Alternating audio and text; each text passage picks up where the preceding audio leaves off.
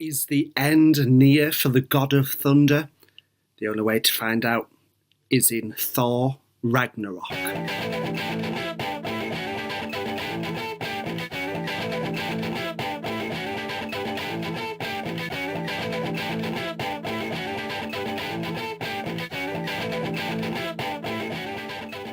Hello everyone, it's me Ben Almaden and welcome to Entertainment Zone. I am here today for my opening day review of Marvel's newest outing, Thor Ragnarok. It's the third film in the Thor franchise, and let me say, I didn't know what to expect going into this film because I felt, looking at the trailers and the posters, it felt very ambitious.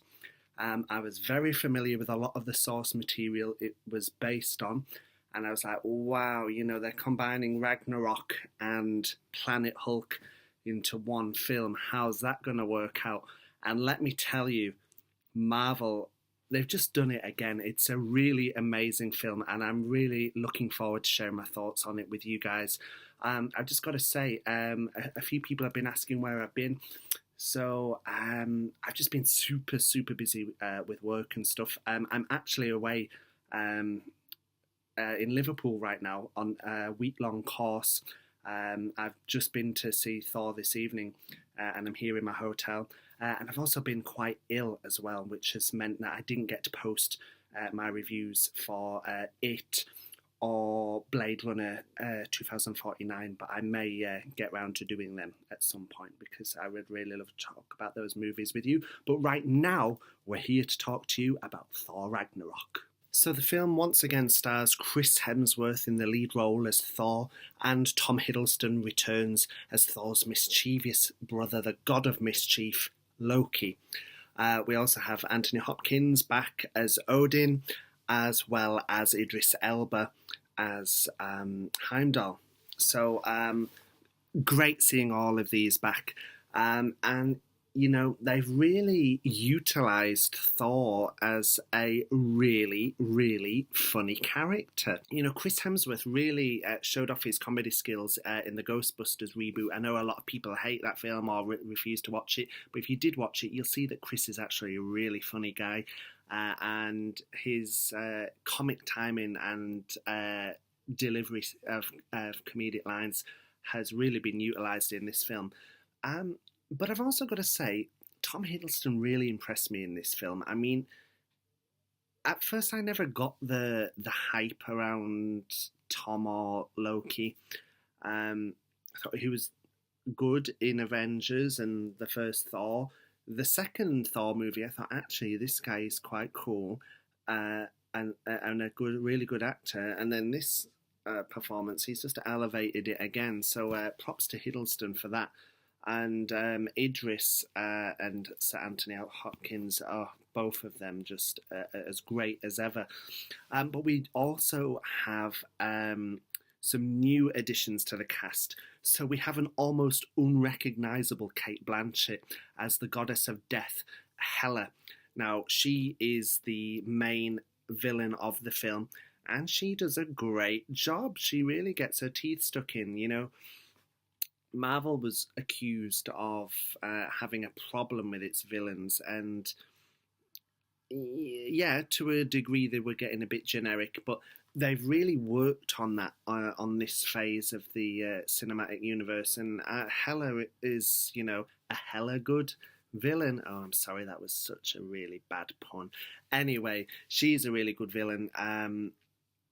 I don't want to give too much away, but we do get a backstory. We get her motivations, and her connection to Thor is very personal, and that spurs on her goals. Now, the film has made no secret whatsoever that, of course, Hulk is in the movie. So to summarise the movie, Thor is trying to prevent Ragnarok, which is the destruction of Asgard and everyone that lives there. As this is happening, the goddess of death, Hela, turns up, and she manages to make sure that Thor and Loki end up far away from Asgard, and they end up on a gladiatorial planet called Sakaar. And Sakaar is run by the Grandmaster, who is played amazingly by the legend, let's face it, the legend that is Jeff Goldblum. And the Grandmaster's gladiatorial champion, who he pits Thor against, is, of course, the Hulk. Now, let me tell you this. Hulk and Jeff Goldblum's Grandmaster, they stole the movie. Like, they were so good, so funny, and they were both just such charismatic characters, and you just had a smile on your face every time you see them on screen. And, there's some cool throwback moments to Hulk moments from past films. I won't spoil it, but there's some great little callbacks and nods, and the relationship between Hulk and Thor, and also Mark Ruffalo's Bruce Banner and Thor, is just excellent. And I've got to give a massive shout out to Tessa Thompson, who plays Valkyrie. So at first I was thinking, oh, okay, they've really changed Valkyrie here, and I'm not on about her becoming black. If you're wondering about the blonde white Valkyrie, actually she makes a very, very brief appearance in one little scene. But no, race is not an issue here. Tessa Thompson's a terrific actress. And yeah, at first I thought, okay, they've really changed who she is. And then it's like, oh, she hasn't. She's the same character I know and love from the comics. She's just as badass, and she really kicks ass in this film. Marvel is really great at the moment with its female characters, and Valkyrie is such a welcomed addition. Karl Urban's Scourge is largely played for laughs, but gets a few emotional scenes too.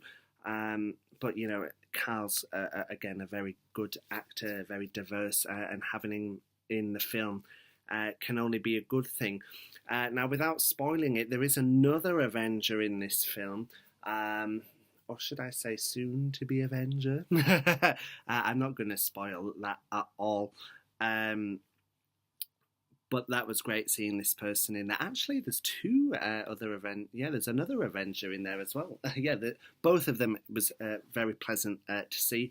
Stan Lee has, you just think, how does this guy at 93, up his cameo game every time? But he really does. This is one of his most funny cameos, real laugh out loud moment. I loved it, and I think fans will too. We also have the addition of Korg and Meat from the Planet Hulk storyline. And Korg is voiced by the director, Taika Waititi. I really hope I pronounced that right.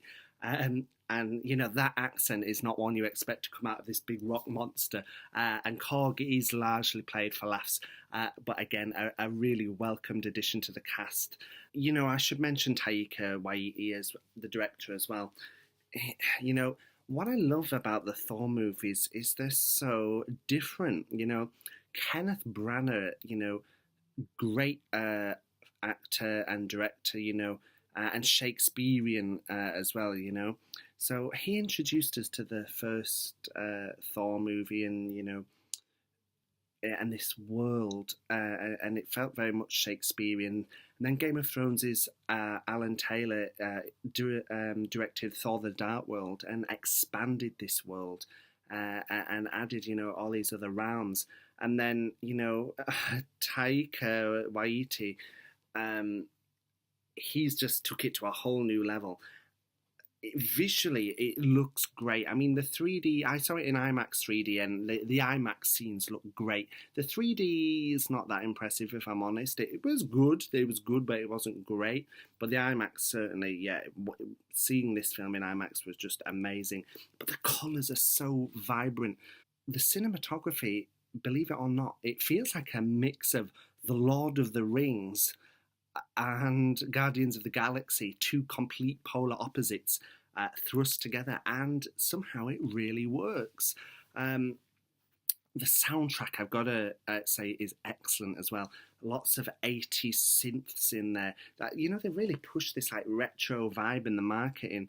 And other than the soundtrack and maybe like the Grandmaster and the way he presents himself, I'm not really sure why they went that route. But again, in this amalgamation of genres and style, it really works.